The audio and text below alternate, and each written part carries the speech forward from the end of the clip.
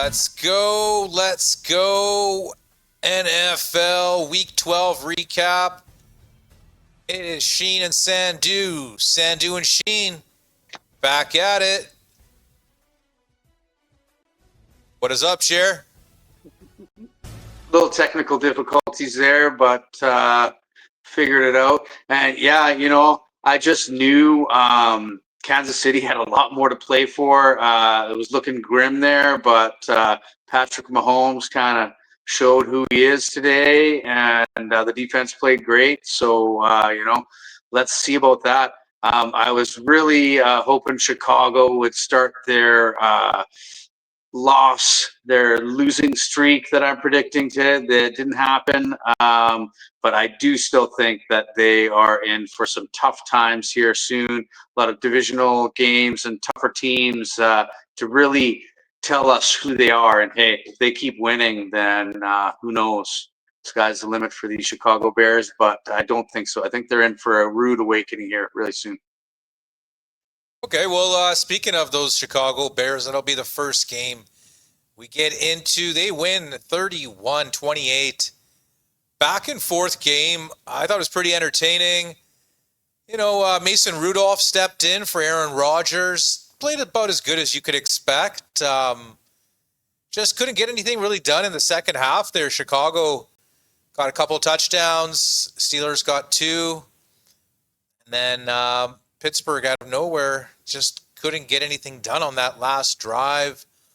But I mean, Chicago, you got to give them props. I mean, they get it done. Just really good football and timely football. They have pretty good combination, I think. Hey, Jared's back with us. I think they got a pretty good combination. Solid defense, solid offense, nothing spectacular. Steelers had their chances. They were up at halftime. It was just, I think they just ran out of ammunition in the second half, so to speak. But Steelers cashed the teaser legs, so that's good news for this game. And I think this was a push for me for my bronze. So not the worst, not the best, but we'll take the cash on the teaser legs, respectively. Let's move it along. This was probably the most entertaining game of the week, and man, this was a pleasure to watch. Famous Jameis is he never doubts to thrill us. Man, they could have won this game, Jared. Late in the fourth quarter, they had the ball, 4th and 1. They didn't kick the field goal to go up 6. They go for it on 4th down. They don't get it. And, of course, Detroit ties it. Wins it in overtime. Jahmyr Gibbs just puts it on video game mode. 3 touchdowns.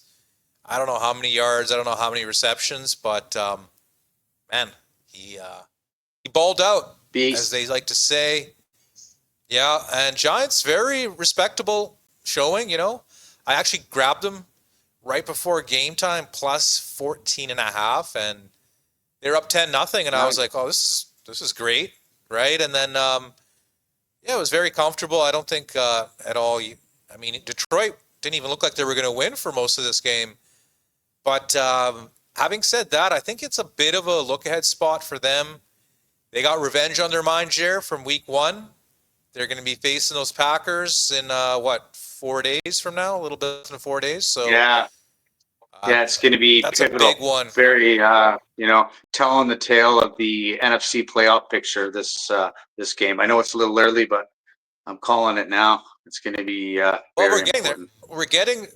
We're getting after this week. We only got about 5-6 weeks left, right? So, the playoff picture is starting to get a little clearer and clearer now in each division and whatnot. But thriller of a game. Giants get the cover. Detroit gets the win.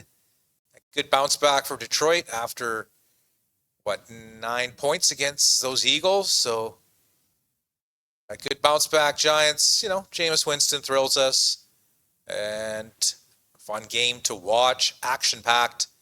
Whoever had the over was laughing. So congrats to them. Yeah. Let's take a peek at New England and Cincinnati. Very disappointing backdoor cover there by Cincinnati for you, I know, but actually wasn't as high scoring as I thought it would be this game, Jared. What do you think about this one? Yeah, no, Cincinnati showed up with a pick six. The defense played a lot better. New England has taken down some lot better teams than Cincinnati, so I tip my hats off to the defense. They did play a little better, not enough to win, unfortunately. And New England keeps Yeah. rolling on their quote unquote cupcake schedule here. Again, let's see what happens when they get to the playoffs. Just kind of expecting a first round exit, or, I guess they could get the bye, but, first appearance in the playoffs in a while, and pretty sure they'll exit early. I don't think they're ready to But I mean make that a run at the Super Bowl. they're taking advantage of that pretty easy schedule. They're the only team in the NFL to have won all of their 6 road games, which is pretty impressive. 2 of them were Buffalo and Tampa Bay.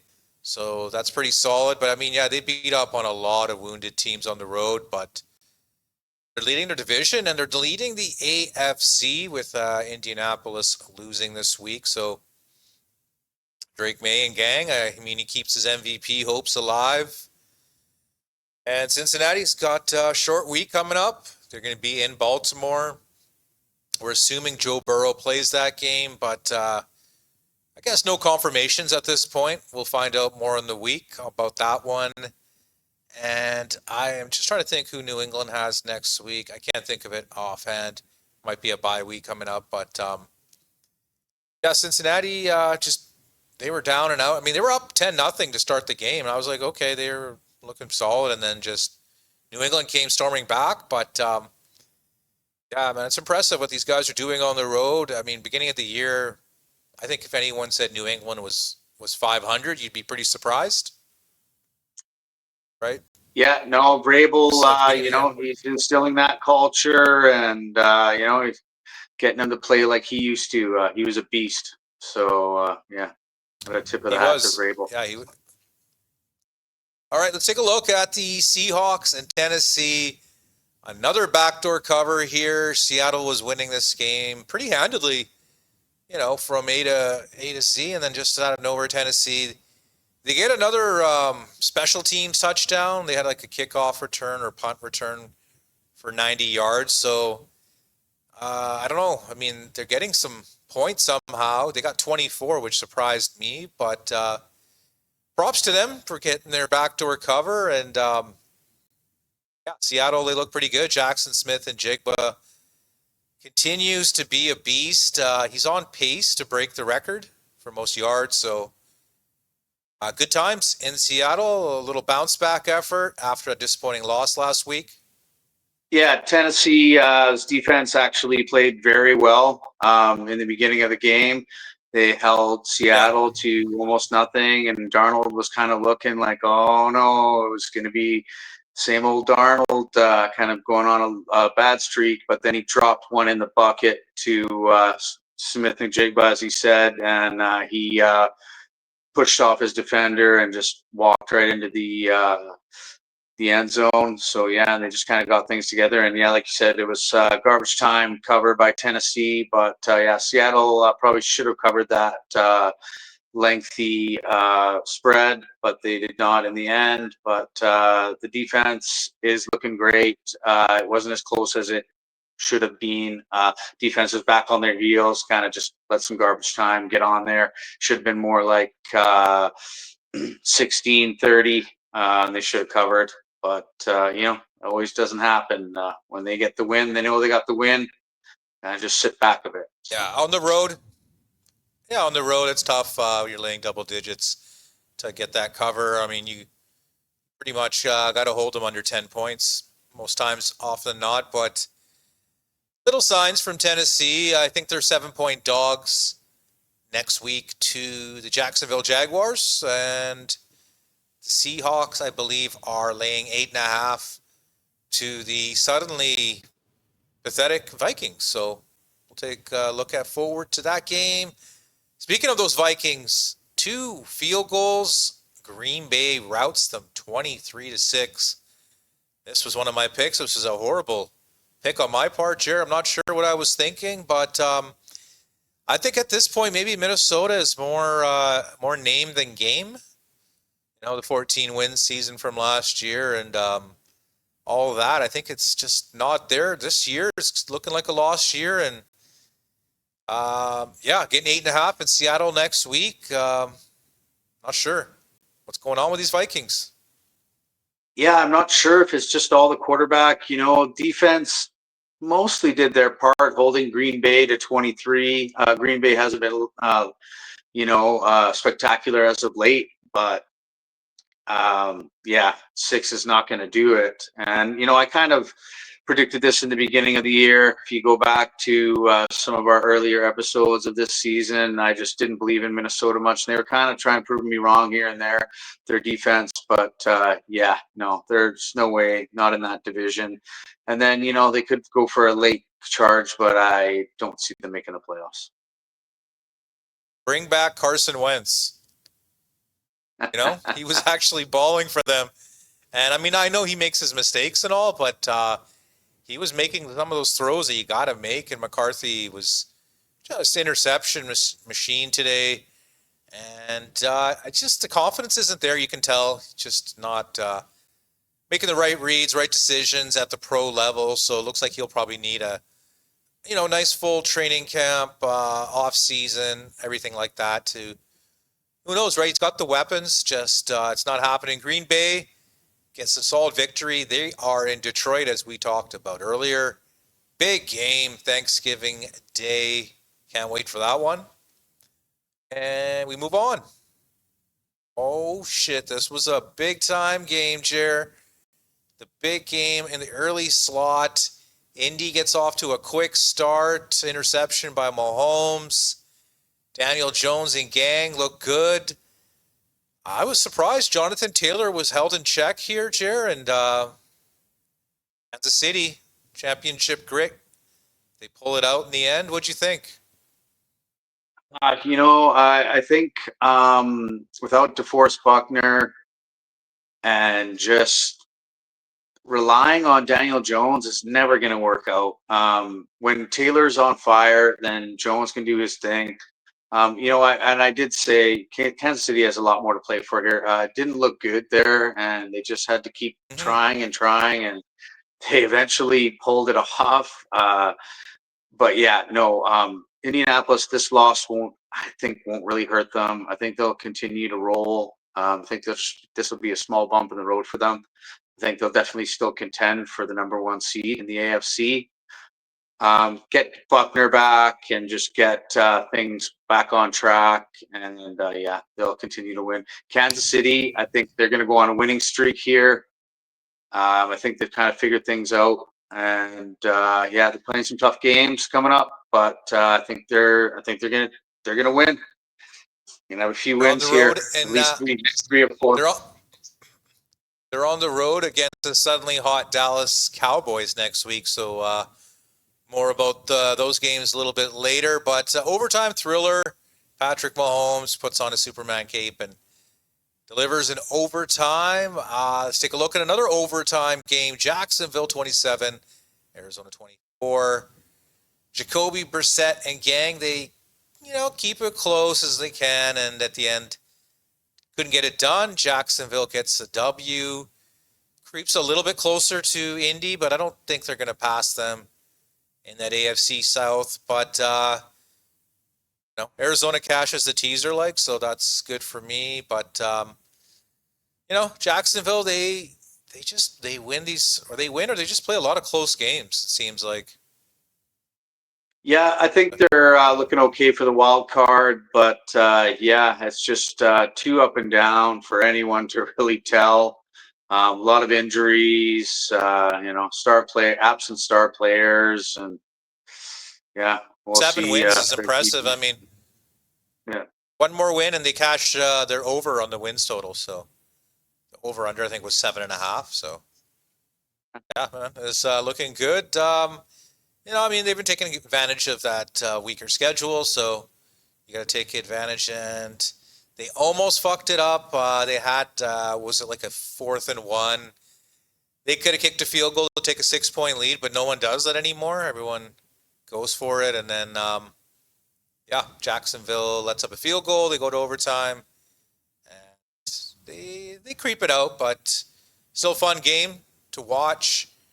All right, 24 for Cleveland, Las Vegas 10. Sanders era begins in Cleveland, Jer. Wasn't the best numbers, but still, a dub is a dub. And I don't know if you saw his interview after the game. It was hilarious.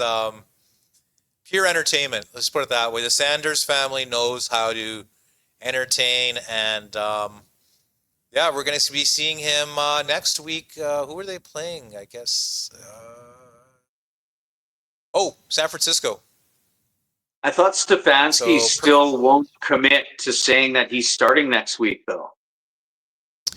Yeah, I don't think he is, because I think he still says Gabriel will start if healthy, but I don't know. I think it's just because the coaching staff was never really high on him in the draft process. Shedeur was mostly drafted because the owner wanted him drafted, and that's where I think there's a little bit of that line in the sand, you could say. But yeah, I mean, I read a stat that a Cleveland rookie QB hasn't won in his first start since like 1980 something.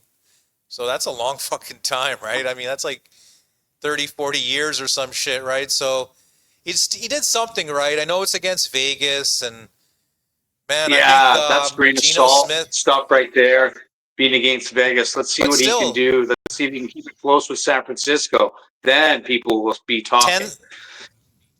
10 sacks by the Cleveland defense. Very impressive. But Vegas, Geno Smith, they fired the OC, Chip Kelly, right after the game. I'm like, probably should have done it in the middle of the game, right? The guy's been useless. But Vegas got a divisional game next week against the struggling Chargers. Cleveland's getting 6.5 next week as a home dog to SF, so we'll see what happens in that game. But it will be a lot of eyes on Shedeur and the Brownies from now on. And Vegas continues their run of infamy. Al Davis would be in shame, Jer. Yeah. Okay. Let's move on to probably a game that nobody watched, but Atlanta takes it 24-10. Kirk Cousins and gang get it done. Tyler Shuck and gang had chances. They just couldn't really get any touchdowns when they needed them. Bijan Robinson looked okay, and I'm not sure if Drake London plays next game or not, but we know Michael Penix won't be playing, and Atlanta's just playing out the schedule here, and New Orleans is, they're New Orleans, right? Not mathematically out, but definitely both teams kind of planning for next year at this point. Yeah, unless Atlanta runs the table in the division and somehow creeps their way back up. But they've already faced Carolina twice. I know that. I'm not sure if they faced Tampa yet or not. Probably actually week 1 they did. They lost, so they still got one more against Tampa, and then not sure what they have against Nolans. One's down obviously here. So, but anyways, we'll take a look at Dallas 24. Eagles 21, Jer. 21-0 at halftime. Man, that looked like a college game at halftime. I was like, man, this is going to be like a blowout. And then they just let him stay in the game. And I don't know what it was. Saquon is like just disappeared. And Jake Elliott missed that field goal, and that was it. Yeah, I'm happy that my pick came in, but the voodoo is finally debunked after four in a row. I guess this isn't working anymore. But again, this was a revenge game for Dallas. they should have won game 1 of the season. They should have shocked everyone, and Jalen Carter should have been the difference that they won that game. So, they Right. wanted this one. Dallas is still way behind. They're going to have to win out for any kind of. This is the NFC. This is tough NFC. They're not getting in the playoffs. They can still play well and everything, but I just don't see it. But you got to agree their defense looks different the last 2 weeks. I know Raiders, whatever, they're the Raiders, and Eagles, offense isn't what they used to be last year, but 21 points in the first half and bagel in the second half. I mean, I was impressed, and Quentin Williams looks like he's making a difference, and they got that other second year. Forgot his like DeMario Overshawn or whatever. He looked pretty good out there too. He's running around. But yeah, man, I'm pumped up for that Thursday Thanksgiving matchup between them and Kansas City. I mean, could Dallas beat the 2 Super Bowl finalists back-to-back weeks? Like, just beat Philadelphia, and then could you beat Kansas City? I mean, crazier things have happened. Kansas City's going to find a way. They got a lot more to play Dallas, for. Like I said, Dallas was already out. Dallas is done. Yeah, I asked you last week, and then you said no chance. And now I'm asking again. You're still saying no chance. But maybe after next week, I'll ask you, and then we'll see if Dallas has a slim chance. Because I don't know. I'm seeing something different. And George Pickens was a man possessed out there. I mean, I was like, is CeeDee Lamb even playing this game? I didn't even notice him. But yeah, Dallas, I think we had beaten them like 3 or 4 times in a row. So, divisional game, revenge, in-season revenge, whatever. Yes. They get their little W for now. But obviously they're not winning the division. But this loss does drop Eagles to number 2. And these Rams have the number 1 seed in the NFC, Jared, 34, Tampa Bay 7. Baker gets hurt in the second half on his non-throwing shoulder, trying to throw a Hail Mary. So I think that's the biggest story of this game here. And Rams are just looking like a fire wagon. You just cannot stop this team. They're laying 9.5 next week on the road, Carolina. But Tampa Bay's wounded, and I think it looks like Baker won't play next week. So we're going to see Teddy Bridgewater. So, what are you thinking on that one, Teddy B? Always a pleasure to see Teddy B, but the Rams better watch out. I see them looking ahead of the Carolina Panthers, even though the Carolina Panthers have played some decent ball this season. I think, maybe a little fat and happy, like you like to say. Seem like they're Carolina on the road, right? Carolina on the road has been whatever, right? But at home, they've been pretty solid, right? So I think 9.5 at home, it seems kind of appetizing, but it's the Rams right now. I mean, that offense and that defense, they probably are like top 5 units each, and you don't see that since probably last year's Eagles. So if I had to put my money on anyone right now, Jared, it would be the Rams to win the Super Bowl. Unfortunately, right now they're looking really, really damn good, and yeah, man, they got all the tools, and I think Matt Stafford might even get that MVP that has eluded him for years and years. So it's maybe that time for the old man, the gunslinger. Okay, that wraps up our NFL Week 12 recap reaction.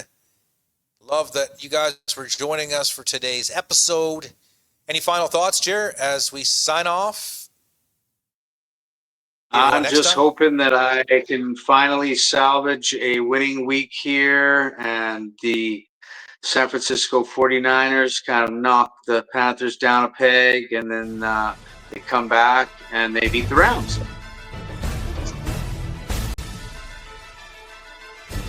Love it. Peace. All right, guys.